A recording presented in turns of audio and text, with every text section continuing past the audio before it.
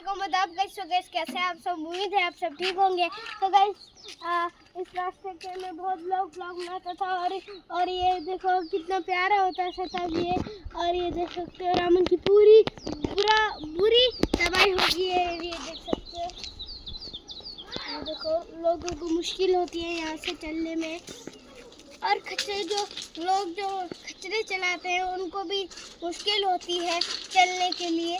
ये देख सकते हो पूरा मलबा आ गया है।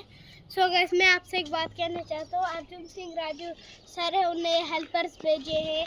यहाँ पर देख सकते हो जो मलबा आया है उनके लिए जो भेजे हैं, मलबा आया है हेल्पर्स भेजे हैं। अर्जुन सिंह राजू सर MLA रमन ने भेजा है। तो guys MLA Raman Arjun Singh Raju sir को मैं सलूट करना चाहता हूँ कि वो इधर आए और उनने रमन की हालत देखी और उनने कहा कि टेंशन की कोई बात नहीं है, मैं तुम्हारे साथ हूँ।